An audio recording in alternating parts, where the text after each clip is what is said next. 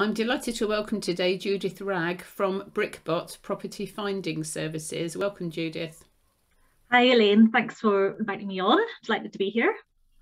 Unusual name, Brickbot. Where Yes. did the name come from? Well, I had to be a bit creative, Elaine. I started off the business a few years ago, and I'm sure, as you can guess, there's so many businesses out there. Everybody has snapped off, I suppose all the really sort of obvious names. Either that or use your own name. Unfortunately, my last name is Ragg, so it's it's not I suppose it's not the easiest name to use maybe as a business name. So I just had to get creative, to be honest. I did a lot of research, and I found really making up my own name was actually more beneficial in terms of it was completely individual to myself, and what it represents as well is just a really sort of fast and efficient property finding service. So hopefully once you sort of understand what the service is, that you can sort of see the link there with the name. But yeah, it was just a completely made up name. Cool. Okay, so leading on from that, the next thing obviously is what does Brickbot do? Yes, so basically in a nutshell, it is a property finding service. So I typically work with people who aren't based local to Northern Ireland, which is where I'm based. I source property in Belfast, and that would either be for investment purposes, so the likes of buy-to-lets, or others, potentially HMOs or serviced accommodation, and also residential properties, so for people to actually move into and live in. The service is completely hands-free for the client. So my aim really is to make the home or the house buying process as smooth and stress-free as possible, because we all know that that's up there with one of the most stressful things you can do in your life. So I like to come in and just take all of that away, so that the client has someone to rely on, they can trust. They don't need to worry about having to negotiate. They don't have to worry about finding the time to view properties, and you have to move very quickly in the property world, especially lately. If you see a house come up online, you need to be seeing that as soon as you can. So a lot of people just don't have the time or resources, or aren't actually based here. So my service really is to provide that one-to-one service. I complete everything from start to finish. So doing the research for the property, finding the properties, doing the viewings, summarising the property. So I present the pack to the buyer, so that they have everything they need in order to make an informed decision. So there's a video, there's a breakdown of the numbers, the pros and cons of the property, the area information, just everything really. And all I have to do is say yes or no, and then I take it from there. And then all the way through conveyancing, I'll push that along as well. So we all know how notoriously slow solicitors can be. So I'm on it. So I'll be sort of chasing those solicitors up and making sure everything is still running and nothing has gotten forgotten about. I have had situations where mistakenly solicitors have put the conveyancing process on hold, and if it wasn't for someone sort of chasing up, it wouldn't have been uncovered, and we could have been another solicitor been waiting sort of months to get information from them, just thinking they were slow. So that's probably a very long that was probably a lot more long-winded than I intended, but hopefully that gives you an idea of what I do. Marvellous, thank you. But you haven't always done this, have you? You've actually reinvented yourself. Yes, absolutely. So yes, it's a few years ago. I think I was just at that point in my life. I'd been in recruitment for a very long time. I really enjoyed it, but the challenge just wasn't there for me, to be honest, anymore. And I started getting into personal development at that point, and that really opened up my mindset and the possibilities, and what I could do. So I did go through just I suppose a bit of a transformation internally at that point, and that's when I started really exploring what else I could do with my life, basically. And I got really interested in property. When I was exploring different options, I was just really drawn to it. I went to sort of property events, and my eyes were just opened by the different things you could do in property, as a business or as a career. So that was fantastic, and that's really how I got into the property finding. I mean, I had no idea this existed before, so that was really exciting.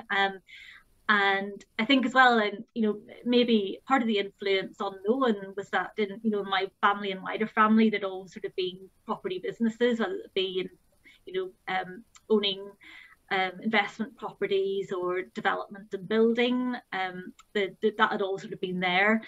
So I think that going through that all that personal development sort of really helped me uncover just where my skills were and what was important to me. And then it felt like a natural fit as well, because there are different things you can do in property, obviously. And I was particularly interested in helping people with it. Coming from professional services background in recruitment, my whole career had been, working very closely with clients, business partnering with them. So that whole skill set and habit was there with me, and I wanted to carry that into property as well, which is why I work really on a one-to-one basis with people. And I really work hard on my client servicing and making sure that I'm there for the person, I'm solving any issues hopefully before they even happen and things like that. So it just felt like a really natural fit in terms of what I'd done, as well as being a massive challenge, of course.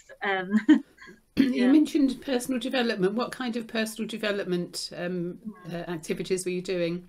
Yes, so various. So I suppose the first sort of style I got into really was all on the yoga and meditation side, which was great. I found that really helped just with stress that I'd suffered previously, just in life and career. But once I got under a very even keel, I just found myself saying, well, what else is there? What else can I do? I was in a position where things had opened up a lot for me, had a lot more energy. So I went to different events, to be honest. So back then, a few years ago, I went to some different like seminars that were being held actually in Dublin and also locally, and I got into Bob Proctor and his works. So I did a number of his courses, and that really brought me forward to somewhere really I never would have envisaged for myself. And then going from there, I've just continued on that path, but I suppose with different teachers and different programs. So it's continuously, but I suppose now it's more holistic for me, and it's very much the whole areas of my life, whereas I think initially I was just very much more career focused. Now the personal work I do is across like spiritual and health, as well as business and career relationships. So it's been a really interesting journey. It's interesting that you mentioned Bob Proctor, because I was personally trained by him in the 1990s. Oh wow! Yeah, he came to England, and I had the privilege of being one of only about 20 people in the room. And as you know, he speaks to hundreds and thousands of people. Yes. So there, I think 15 or 20 of us, that's all there was. And I actually trained with him, and I also delivered some of these courses as well.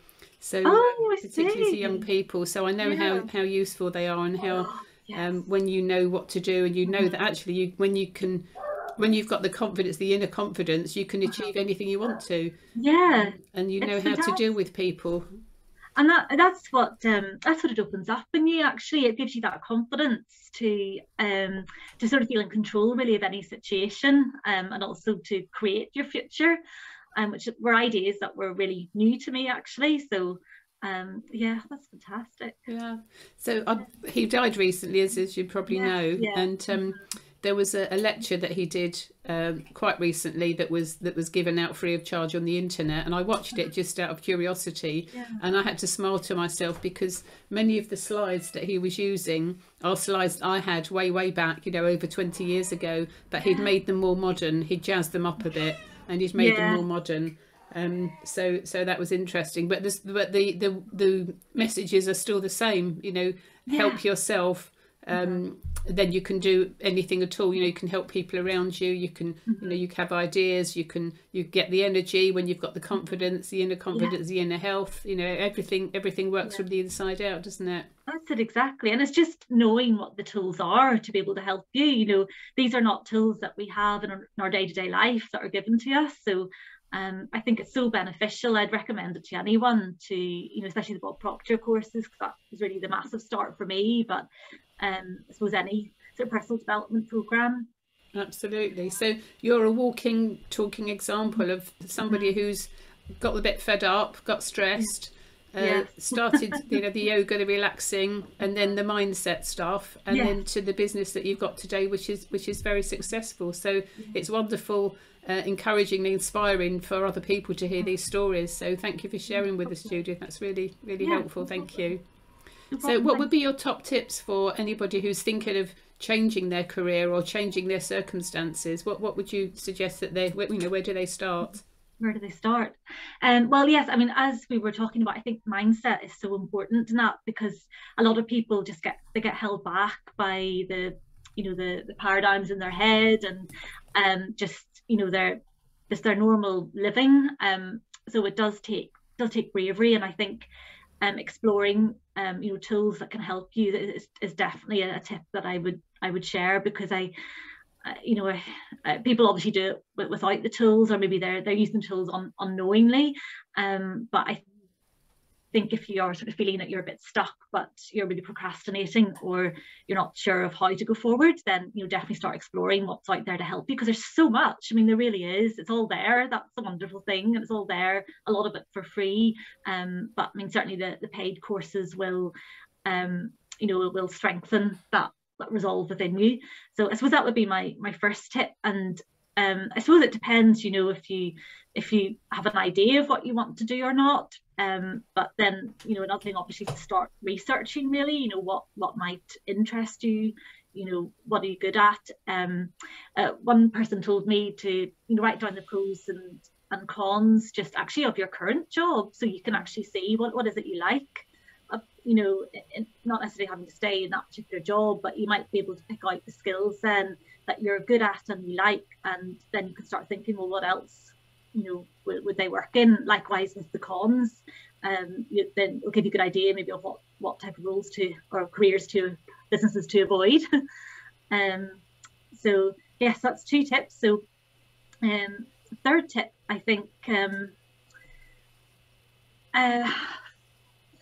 I think I'm just going from my own experience and what helped me, and what helped me a lot actually was just really trying to surround myself with like-minded people, or people who were on a similar journey. So that kind of, you know, wanting to make a change in their life. And there are plenty of networks and masterminds out there. Again, it just takes you to really look for them, or sometimes when you just start thinking about it, it's amazing what comes into your path. But again, it's all there. It's you know, it's just coming across it. But there are, you know, masterminds. There's lots, you know, there'll be masterminds on, like, you'll see probably for free on Facebook, other ones you can pay, but it's just really good, you know, having the networks, or even going to networking events and connecting with people in that industry that you're maybe interested in moving into, or maybe who are already sort of doing what you're thinking of doing, or even just, if you don't know, just other entrepreneurs, you know, getting into those groups. I definitely say that would help, because, you know, just have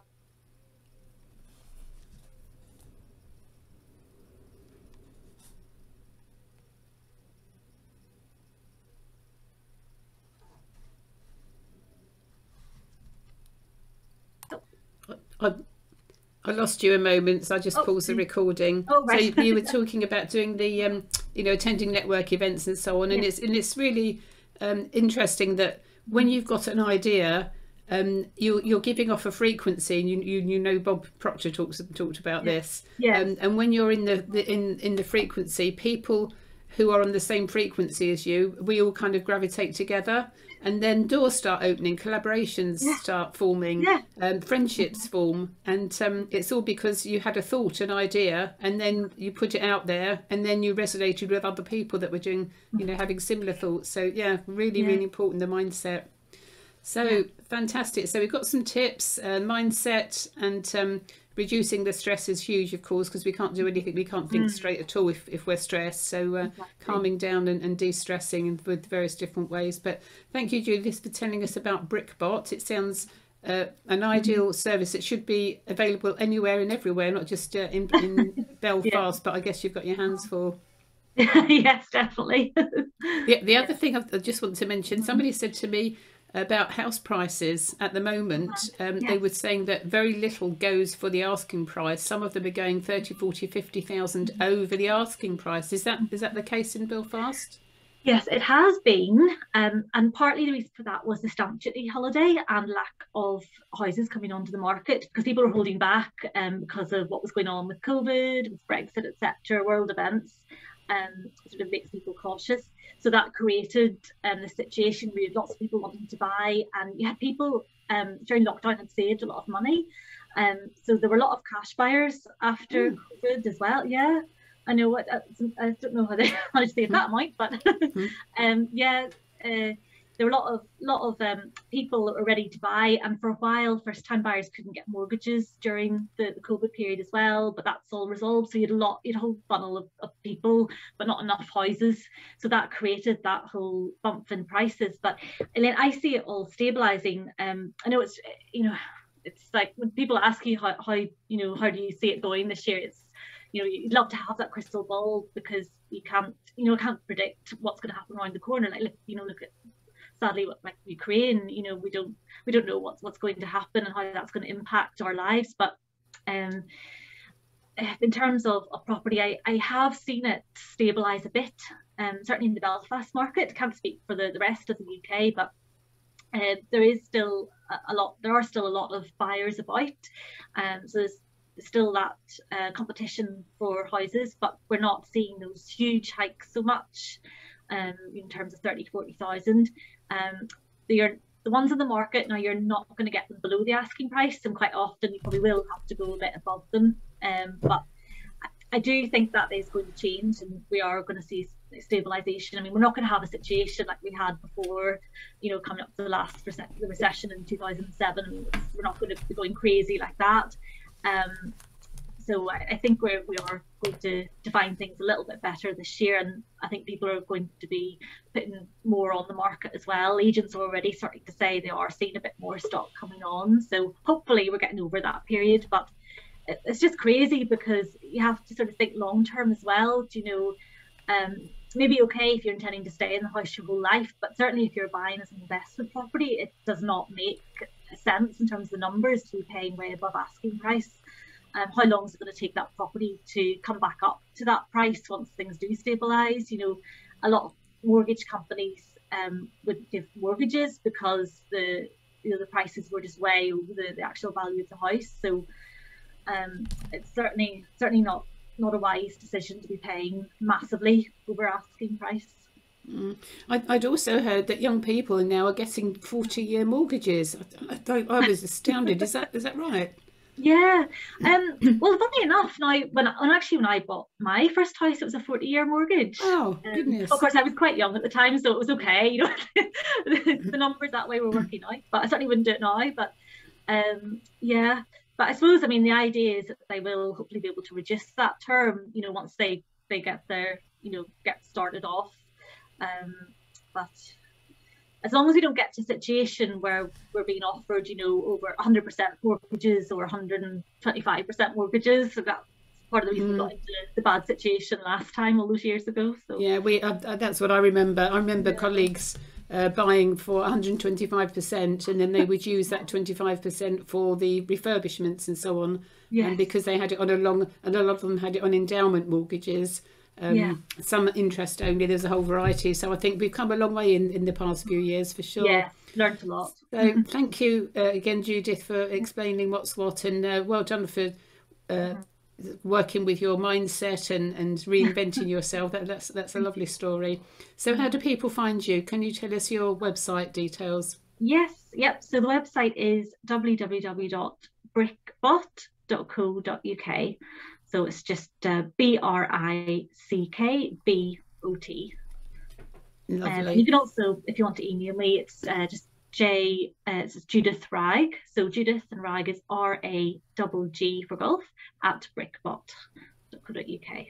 Lovely. Thank you very much, Judith. Thank you. Thank you so much for having me on, Elaine. I've really enjoyed it.